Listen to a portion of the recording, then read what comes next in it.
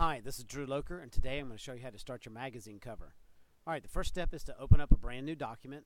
Please don't start with an image first. It's too easy to make a mistake, so we're first going to start with a new document, Control N, and it has already filled in with numbers that are good for a magazine cover because I've already done this step and practicing for this, but I want to go ahead and type in mag cover by your name. You can also put the name of your magazine, like mag cover people,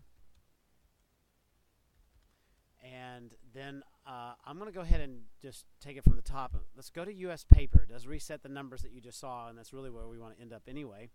And then you're going to see the word custom, where preset US paper is currently.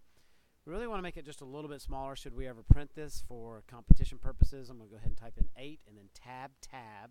That moves me through the fields, and then I'm going to type a 10.5 and then tab again and type in 200. We don't need it to be the 300 resolution pixels per inch that was by default. And you see the image size is 9.6. We'll go ahead and click OK. And the rulers are on right now. You can see that the rulers show us that we have an 8-inch by 10.5-inch document.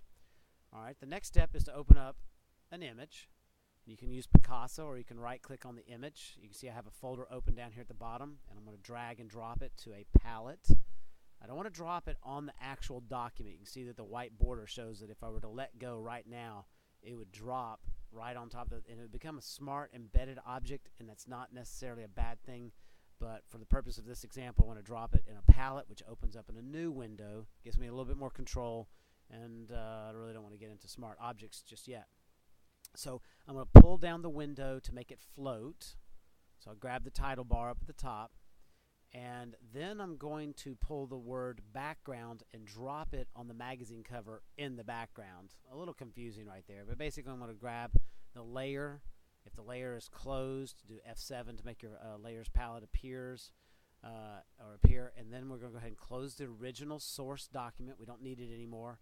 And at first glance, it looks like our image is too big, and that's just because I shot on a very high resolution, a very large camera, a very large format camera. I'm going to do a Control minus. That would be a Command minus on a Mac. Anytime I say Control, if you're on a Mac, that would be Command Control. They're interchangeable. And what you're looking at is the area of the magazine that's in view, but the image is much larger than that. Now, if for some reason you're using Photoshop for the first time on your computer, or you've moved computers, you may have to turn on Auto Select and show transform controls. I have switched to the Move tool, so if you're on the Selection tool or a Text tool or something like that, then you might need to go ahead and change that. Now, technically, you're supposed to put the title in first. It doesn't really matter whether you put the title in first or the picture in first. Sometimes I like teaching to put the image in first and then type your title in.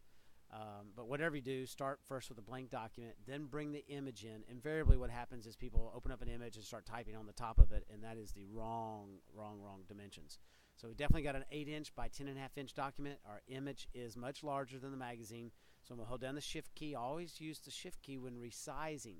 And then I want you to be logical about what corner to drag. We don't want to keep dragging there and then have to move the image.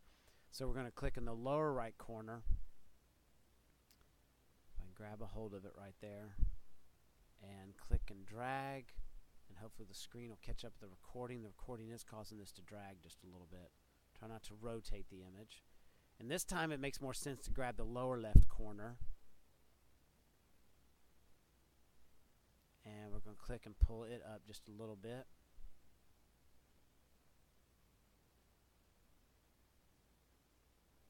Like I said, the screen recording software is causing a little bit of a hiccup right there. Alright, it doesn't have to be perfect for this example here. It's probably a little bit smaller than I want, but that's good enough. I'm going to go ahead and hit the Enter key in the numeric keypad to accept the transformation. You could also reach up, move your mouse, and go click the check box up there. I liked it better when it was green, but either do the check mark or hit the Enter key. And as long as it's not a text box, you can actually hit either Enter. Alright, now we're ready to go ahead and click the text tool by typing the letter T, or touching the tool T for text. And we're going to click right about where the title needs to be. I think I'm going to make this one People. Now at first, your text may be really small. Since I've already typed something already today, and the text is was at 72 pixels per inch, or points, it's already quite large. I'm going to go ahead and hit the Enter key to accept. I'm going to click the Move tool. If at first you do not see your text, it's possible that you're typing below layer 1. As you can see over here, layer 1 is our graphic image, and people is our text. And if you ever see the image that you want to rasterize, for example, if I have my eraser active and I use my eraser and I start trying to erase, it says this type layer must be rasterized before proceeding. It will no longer be editable. You want to absolutely hit cancel. You'll get another warning. That's okay. That just means you're trying to erase a vector or basically text, and you cannot erase pixels on a text box. So let's go back to the move tool, and we have control over the text. We can shape it, reform it.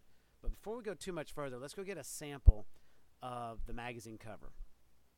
Okay, so we are ready to grab a copy of the image. We're not going to keep this on the front cover, but just like you see on the front cover of People, they actually did use a former cover of the magazine, but we're just going to use it for sample purposes. I'm going to right click on the image.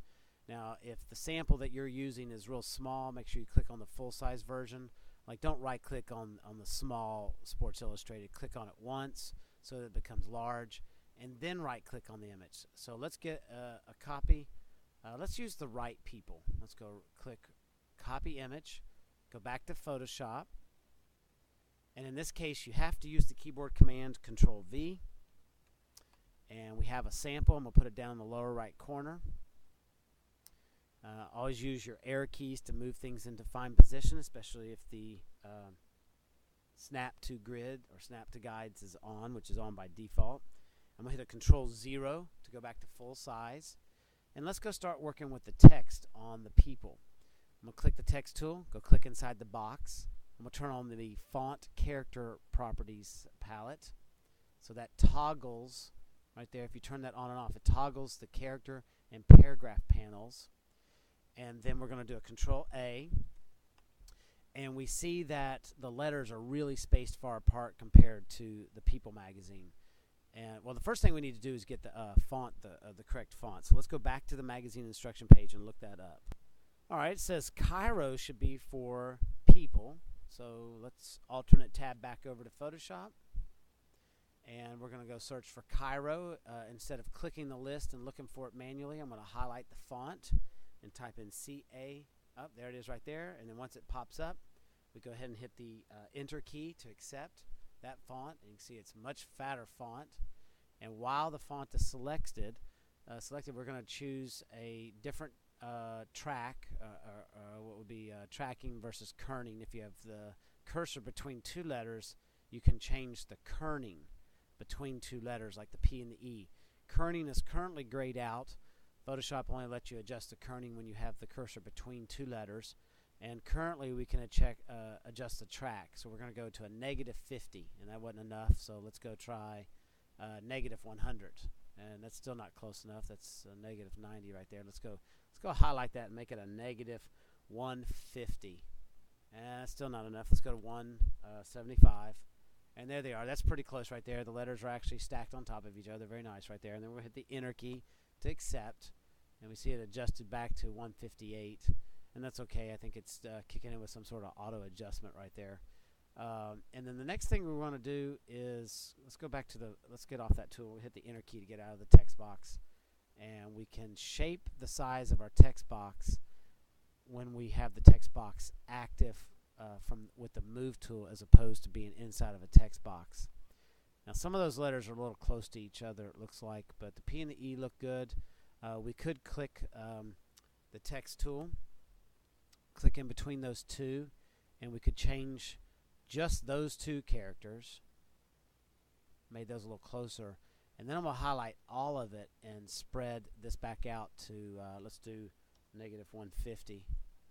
And that looks pretty good right there. I like that. We'll hit the Enter key twice to accept both the number change and also the change to the text box. All right, now we can change the color of our text with the character palette. Let's go with the white. And then we probably need a stroke in this regard, so I'm going to go ahead and right-click on People. And we're going to go to Blending Options, and we're going to click on the word stroke. Be careful not to click the box just yet, because if you want to change the color of your stroke, you actually have to be on the stroke tab. In other words, if I'm up here on the default and I just turn the stroke on and off, I can't control the stroke. So we're going to click on stroke, and I'm going to increase the thickness of the stroke, and then I'm also going to change the color, maybe to match their sweater. When you click on color, you get your color picker. I'm going to go down and click the red in his sweater so that I get a red outline instead, and that just saves me a little time hunting for the correct color. I'll go ahead and click OK. Alright, and now we are ready to go ahead. Once we got our title approximately where we want it to be, now the actual people is squished to only about 2/3 or 3/4 of the page. You can see right here that there's enough room for a picture inset, and so I'm going to leave that same amount of room right there. I'm going to move it off the left side just a little bit. I'm going to go ahead and hit the enter key to accept. Alright, now I'm pretty happy with the people right there, and I am going to click on layer 1 and move it up just a little bit. I want his head right up there at the top of that. Right about there. That looks pretty good. And it doesn't help that she's a little bit shorter than him. But that's okay. Go ahead and hit the enter key for the adjustment. Now we're ready to duplicate layer 1. We're going to go right there to duplicate layer. It is helpful if you name your layers first. Let's call this main art BG for background. And then we're going to right click on it and we're going to duplicate layer. Normally I would advocate typing in with proper capitalization like capital M, capital A, but it's not that big a deal in this regard. And we're going to call this one main art FG for foreground. Go ahead and hit enter there. Now watch this little magic trick. We're going to grab main art and bring it above people. And then we're going to click the eraser. And we're going to increase our eraser size. And we're going to erase to reveal people. Now let up on the finger every once in a while. And as you get closer to the head, just stop for just a second because we're going to do something different. And I don't think we have anything over on the other side. So I'm going to go Control plus to zoom in. I'm going to collapse the character palette to get it out of the way right there. And it doesn't look like I have anything over there. I already knew that. I just wanted to show that you might want to go to the other side. Now as you get closer to the head, let's zoom in. That's Control, Spacebar, click. And click again. Control and Spacebar are held down with my left hand. And on my right hand, I'm zooming in. And then I'm going to click the letter E to go back to the eraser if I happen to have swapped off. And then I'll use my brackets to go a little smaller. And I'm going to get a little closer to the head. Now, because we're not making a masterpiece montage, this doesn't have to be perfect. But I do want to make a little softer edge. So I'm going to hold down the Shift key and then do a left bracket a couple times. And that's going to make a soft edge brush. And that's going to make it where it doesn't have to be perfect up against his head. That was a little bit too much. I really should probably do an undo, but we're being recorded, so we'll move on just a little bit right here. And the better job you do of that, if you do take a couple stabs of it, try to make sure you don't have any haloing. I'm going to make my brush a little bit smaller, get that little dip right there in his ear, make it even smaller still, and that's not too bad. Yeah, I mean, it looks like I could do a better job, but when you do this, you really can't tell the difference right there. Okay, so looking pretty good. The next steps are to go ahead and click the text box and put in some additional titles. Okay, we've got a text box in place, and one of the first things you're going to notice after working. So one of the things as you start to work on the next text box, especially if you just worked on the title, you'll find out that it assumes the properties of the prior text box. So if all of a sudden you start out with 150 text, don't be alarmed. Just change the font size. I changed this down a few times already. Ended up with about 48. I'm probably going to adjust it again. Remember, if your text box is active with the Move tool, then you can resize and reshape it where it actually reshapes the text. If you're inside the text box with the text tool and you resize it, it reshapes the size of the box, the container, but the text doesn't change. So in this case right here, it's actually not doing great. I might actually need to go to the text tool, click on the inside of it, and then use the Move tool.